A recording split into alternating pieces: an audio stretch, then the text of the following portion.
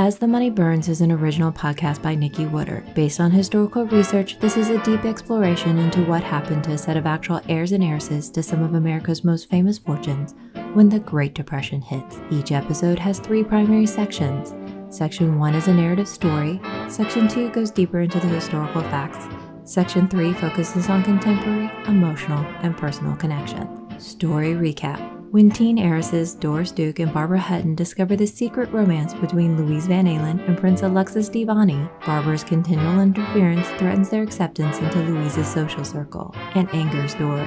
Meanwhile, Doris is being pushed into inappropriate relationships by her socially ambitious mother, Nanaline. Now back to As the Money Burns. Richest boy meets richest girl. Parental conflict pushes an heiress into a match with a neighboring, though equally challenging heir. The chance of finally having a loving, warm maternal bond proves more than alluring.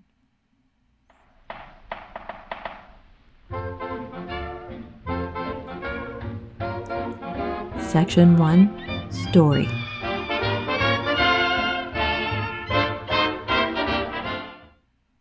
Inside the tight wooden witness stand, an irritated Nanaline Duke endures a round of endless humiliating questions.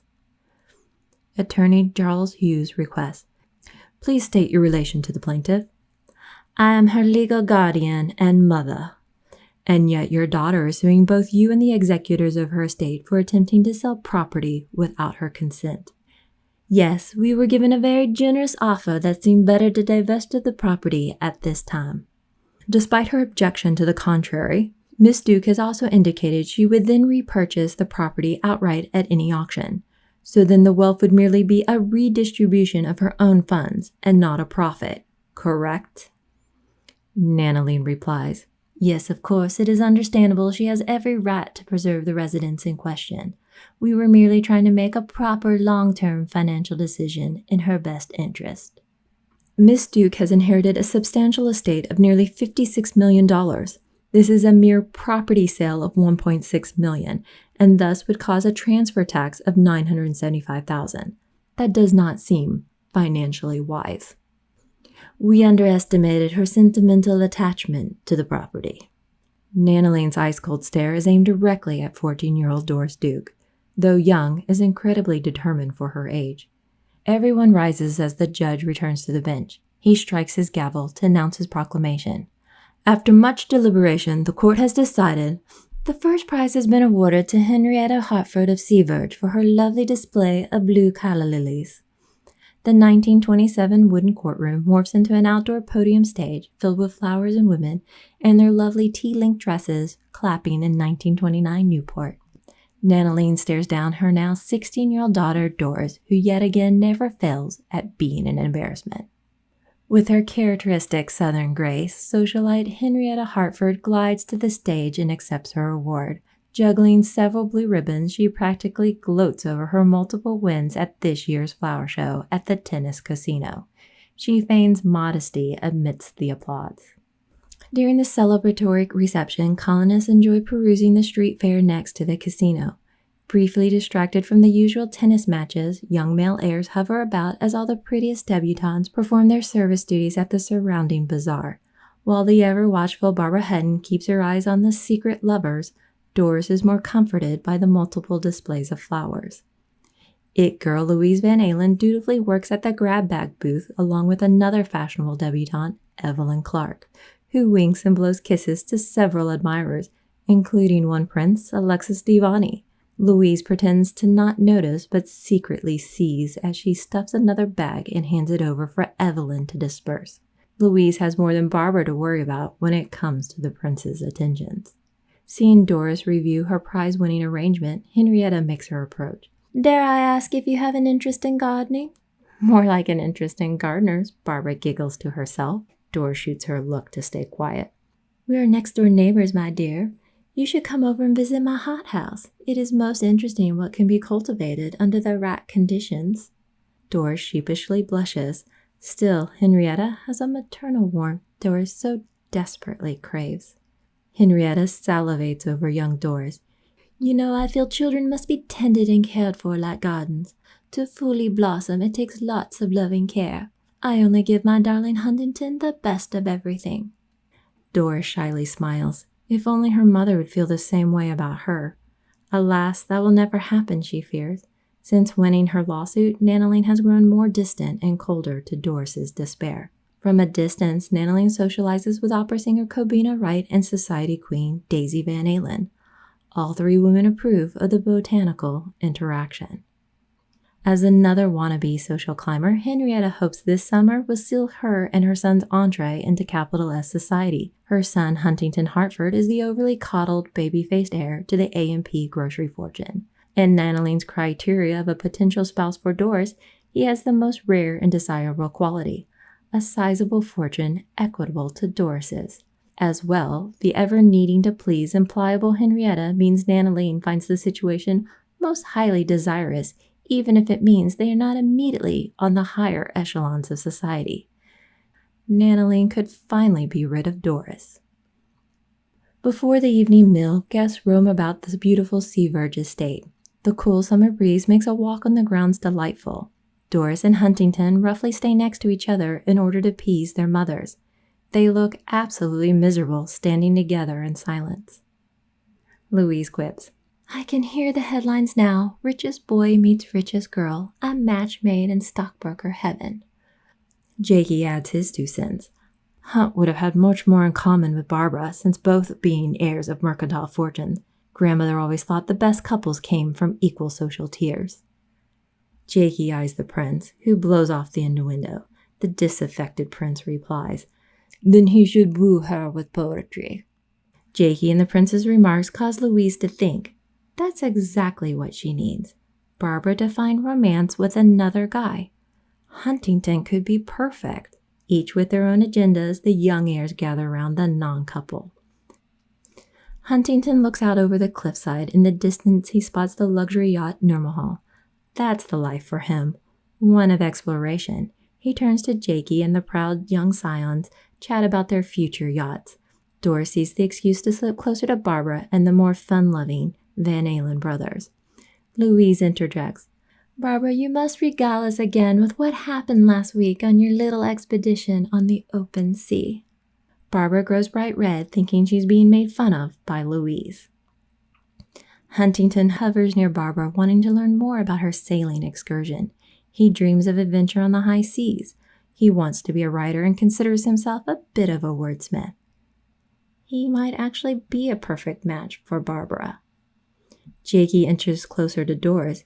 He too has an interest in learning how Doris maneuvered her lawsuit against her mother, only he has to be very discreet in his inquiry.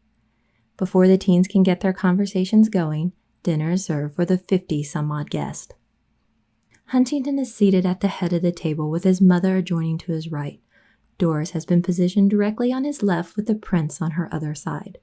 Further down the table, Barbara sits among the Van Allen brothers, directly across from Louise and Jakey.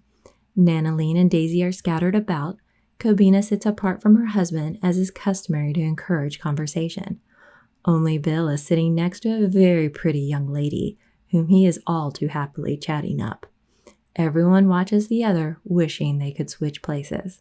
The courses are served, appetizers, soup, salad, all the finest. While most guests enjoy wine, Huntington sips his milk. Then the main course is served, a thick, juicy steak with appropriate sides. The guests eagerly dig in, only to see Huntington not moving. He sits there patiently like a bored little child king. Henrietta reaches over and cuts his steak, all the while merrily chatting with her guest. Everyone pauses both in politeness and in shock. Doris glances down towards Barbara, who ducks her head to avoid laughing. She nearly loses it when one of the Van Allen brothers pokes her. Once Henrietta is done, she returns to her plate. Huntington takes his first bite, and all proceed to eat.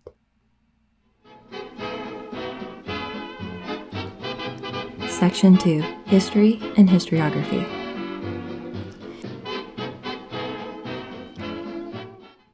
It is really no surprise that those with money prefer to keep their children's marital prospects within other moneyed families. Thus, both Nanaline Duke and Henrietta Hartford would gladly have merged their 2 offspring together. Both Doris and Huntington were each worth the equivalent $100 million, roughly today $1 billion. Nanaline's overall plan in 1929 is to marry off Doris to another sizable fortune. Doris would live off her husband's and her fortune could be diverted to her half-brother Walker. The contingency plan is that Nanaline would build an equivalent fortune on the stock market to then hand over to Walker. However, such plans are never so easily executed. 1. Walker is in the midst of a scandalous divorce with a showgirl, so Nanaline must clean up that mess and quickly. 2. Doris isn't so easily willing to relinquish prized family assets, as seen when at 14 she sued her mother in court and won the right to choose which properties and other items could be sold or maintained. Lastly, Doris and Huntington seem to have absolutely zero interest in each other. Huntington Hartford, formerly George Huntington Hartford II, is the heir to the A&P grocery store fortune. His grandfather, George Huntington Hartford, originally started as a clerk, then rising to partner of the Great Atlantic and Pacific Tea Company, an establishment that served specialty tea inside novelty Mandarin Chinese designed shops with a cashier sitting in a gilded pagoda. As a clerk, George suggested they sell tea in bulk for 30 cents a pound when their competition sold it for $1. In what he termed a club plan. From there, the business quickly expanded into chain stores on the eastern seaboard. A further boost came when the company moved west to Chicago after the 1871 Great Chicago Fire. George was also the pioneer of a gift with purchase sales promotion. His partner Gilman retired in 1878, though retained 50% ownership. When Gilman died in 1901, George bought out his estate the next year. George had 5 children, 3 sons and 2 daughters. 2 sons, John and another George, went into the family business, which they turned into the highly profitable A&P grocery store chain. Second son, Edward, was not as prone to business, more interested in invention and living the good life. He had declared, "One Hartford ought to be a gentleman." Still, he held an honorary position within the family business, but focused more on education and climbing society's ladder. Edward patented for the automobile the Hartford shock absorber, adapted from the part he saw on a motorcycle. The part became standard automotive equipment and for a time might have out-earned the grocery empire. In 1902, Edward met and married Henrietta Pulitzer, a dark-eyed South Carolina belle whose maternal family had a long line of governors, while her father was an Austrian Jew who immigrated in 1860. A lineage Henrietta tried hard to hide, as it had barred her own entrance into high society, for which she would forever try to regain. She would use her maternal last name, Girard. Edward was thrilled by his even more socially ambitious wife. They first had a daughter, Josephine, in 1902, then later a son, Huntington, in 1911. They lived lavishly, far more than the rest of the family. By 1910, A&P had expanded to 291 stores and was making over $20 million a year in profit. By the mid-1910s, Edward's fortune from his automotive patent was beginning to decline while A&P Grocery was thriving. He got into a dispute with his brothers over the splitting of profits, and the brothers confronted their father, threatening to leave the business if Edward prevailed. In 1915, the elder George had no choice but to set up a trust equally divided at 20% for each child. But Edward was barred from participation in the business. Edward was outraged and pulled away from what had prior been a very loving and interactive family. Edward also began to immediately suffer from all sorts of ailments, burning in his eyes, pains in his legs. Some allusions indicate hypochondria or psychosomatic illnesses. When their father died in 1917, his 2 brothers, George and John, had complete control. Edward withdrew further, barely seeing his own children. By now, his wife Henrietta devoted much of her attention to their young son, Huntington, with his perfect blonde curls and looks like little Lord Fauntleroy. In contrast, his older sister Josephine was tall, awkward, unattractive, but intelligent. Her mother had little interest in her. The age difference and different nannies meant the siblings had very little contact and interaction growing up. By 1922, Edward would die alone in a hotel room, riddled with fevers and delirium. He wrote a one-line will, leaving everything to his beloved wife, which was essentially a house in New Jersey and a few worthless patents. As for the Hartford Trust, his portion of the fortune was given directly to his children, as per the elder George's will, with Henrietta supervising. Josephine would escape her mother by marriage in 1923. Despite both being childless, the uncles nevertheless had no interest in their nephew and instead continued to focus on the business. In 1923, A&P surpassed Sears and Roebuck in annual volume. Now Henrietta was left in full charge of Huntington and his estate. Some indicate at minimum it was like a covert incest relationship, where he essentially served for her as a de facto spouse in public.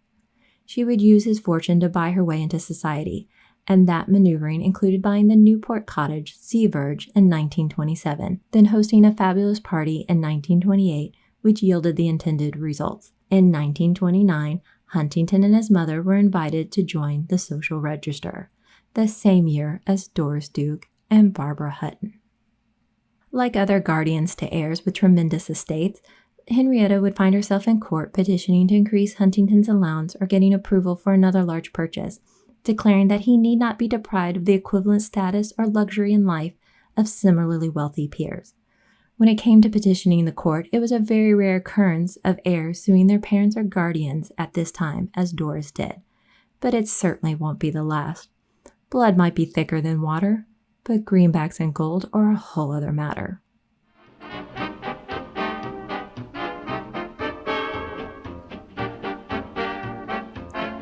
Section 3, Contemporary and Personal Relevance.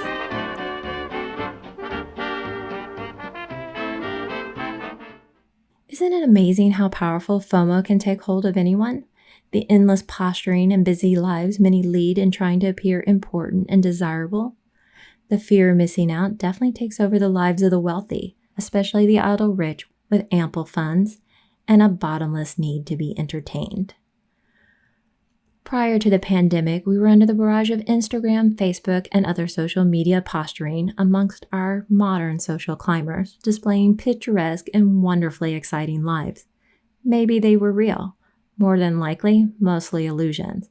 Perfect during the momentary snapshot, but otherwise empty and frivolous under the feigned preening and fake laughter.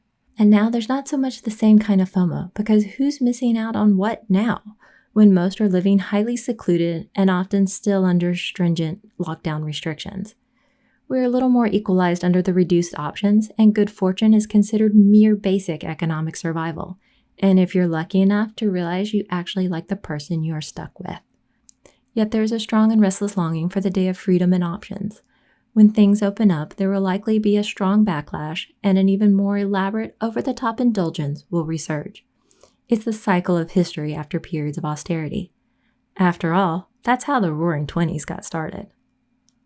Next, when we return to As the Money Burns, there's a lot of commotion when $100,000 goes missing. But why is that a problem for multimillionaires? Until then. As the Money Burns is an original podcast written, produced, and voiced by Nikki Woodard, based on historical research. Archival music has been provided by Past Perfect Vintage Music. Check out their website at www.pastperfect.com. Please come visit us at As the Money Burns via Twitter, Facebook, or Instagram. Transcripts, timeline, episode guide, and character bios are all available at asthemoneyburns.com.